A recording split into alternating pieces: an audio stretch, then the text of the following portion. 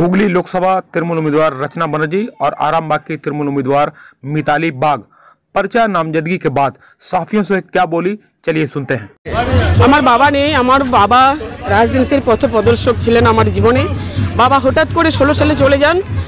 আমার মা তারপরে বাকিটা হাল ধরেন, পরিবারের ধরেন, এবং আমার বন্ধু বলুন, আত্মীয় বলুন, আমার স্বজন বলুন, আমার পথপ্রদর্শক, তারপরে আমার মা প্রতিটা মুহূর্তে, আজকেও তাই আমার মা আমার সঙ্গে প্রচারও বেরিয়েছেন অনেক। হল আরামবাগ লোকসভা কেন্দ্র মানুষ মুখিয়ে রয়েছে কবে ভোট আসবে। 100%, একেবারে 100% মানুষ সাথে আছে। মমতা বন্দ্যোপাধ্যায়ের সাথে আছে, অভিষেক বন্দ্যোপাধ্যায়ের সাথে, দলের সাথে আছে, সর্বোপরি আমাদের সাথে সর্বমুহূর্তে আছে মানুষ। দেখুন, আরবারের নির্বাচনটা, টোটালি নির্বাচনটা ছিল একটা মানুষকে মিথ্যা প্রতিশ্রুতি বুঝানো হয়েছিল, সেটা মানুষ ভেতরে নিয়েছিল এবং হাওয়াই ভাসছিল। এবারের নির্বাচনটা কিন্তু হাওয়াই ভাসানো নির্বাচন নয়। মানুষ বুঝে গেছে যে মিথ্যা প্রতিশ্রুতি সরকারকে তারা উৎখাত করতে চায় সমূলে, সেটাই প্রমাণ করবে এই 2024 সাল। বিজেপির 4টে বিধানসভার 4টে উন্নয়ন দেখাক মানুষকে, মানুষের কাছে যে প্রচারে যাচ্ছে মিথ্যা কথা বলতে হচ্ছে, কিন্তু আমরা যখন মানুষের দরবারে যাচ্ছি আমাদেরকে কিন্তু কোনো মিথ্যা কথাও বলতে হচ্ছে না, মিথ্যা প্রতিশ্রুতিও দেওয়া হচ্ছে না। কিন্তু 4টে বিধায়ক দেখিয়ে যদি ভোট প্রচার চলতো তাহলে মানুষ তাদেরকে বলতো না তোমরা বাবা আমাদের বাড়িতে এসো না, এটা বলতো না। আর কাজের নমুনা মানুষ দেখেছে 4টে বিধায়কের কাজ। একাধিক গোষ্ঠীদ্বন্দ্ব, সেটা কি? আমি তো আজকে কেন, আমি তো গোষ্ঠীদ্বন্দ্ব কোথাও দেখতে পাইনি। আজকে হাজারো হাজারো হাজারো হাজারো মানুষ, এবং যখন থেকে আমি প্রচার কার্য শুরু করেছি, যেদিন থেকে জনগর্জনের সভা থেকে দিদিমণি ডিক্লেয়ার দিয়েছেন, সেদিন থেকে আমরা প্রচার কার্য চলে যাচ্ছে। আমি তো কোনো মানে কিছুই আমরা দেখতে পাচ্ছি।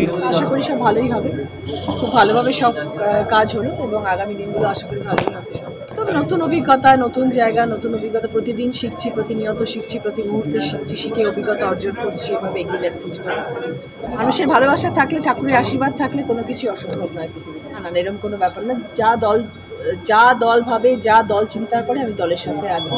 যেটা ভালো বুঝবেন দিদি, সেটাই দিদি করছে। আমি কিচ্ছু জানি না এখন অব্দি, আমার কাছে অব্দি খবর আসেন। এই লক্ষ্মী ভান্ডার কি আগামী দিনে লোকসভা ভোটে কি প্রভাব ফেলবে? নিশ্চয়ই প্রভাব ফেলবে, অলরেডি প্রভাব ফেলে দিচ্ছে সারা পশ্চিমবাংলায়, এবং প্রত্যেকটি মানুষ তৃণমূল কংগ্রেসকে সেই জন্য সাপোর্ট করছে এবং আগামী দিনেও করবেন। বাবা প্রচুর খাটছি এবং খাটা চলবে, 18 তারিখ অবধি চলবে।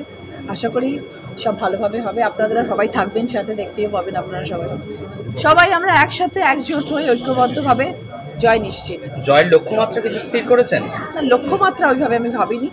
পজিটিভ থিঙ্কার আমি সবসময় পজিটিভ থিঙ্কিংয়ে বিশ্বাসী। আমি মনে করি শ্রম দিলে আর চিন্তাভাবনা সঠিক থাকলে কোনো কিছুই আটকায় না। হ্যাঁ, সামনে হাজব্যান্ড আছেন, আমার বন্ধুবান্ধব আছেন, আমার দাদা আছেন, সবাই সাথে আছেন, সবাই সাপোর্টার আছে। সব থেকে বড় কথা, আমার বন্ধুবান্ধবরা আছেন, তারা আমার অক্সিজেন লাইফের, এবং তারা যে সবাই তৃণমূলের সব জামা কাপড় পরে এসছেন, আর তাদের খুব ইচ্ছে যে সবাই মিলে একসাথে আমার ছবি তুলবো। তো তারা সবাই বাইরে অপেক্ষা করছেন, তো সবাই মিলে আমরা একসাথে ছবি তুলবো। একদম নতুন অভিজ্ঞতা, এবং আমার থেকে বেশি আমার বন্ধুরা এক্সাইটেড। সবাই নতুন জামা বানিয়েছে, তৃণমূল লেখা জামা বানিয়েছেন, এবং সবাই সেটা পরে এসছেন। তো আমি সবার সাপোর্ট পেয়ে আমি ভীষণ খুশি আর কি। দেখো, আমি বারবার যেটা বলে থাকি যে যত কথা বলবো সব 4ঠা জুনের পরে বলবো, তার আগে আমার মুখটা এখন বন্ধ থাকবে। কারণ এখন আমি শুধু কর্মতে আমি বিশ্বাসী। এখন আমি শুধু খাটবো, কাজ করব, মানুষের কাছে পৌঁছানোর চেষ্টা করব, মানুষের বিশ্বাস অর্জন করার চেষ্টা করব।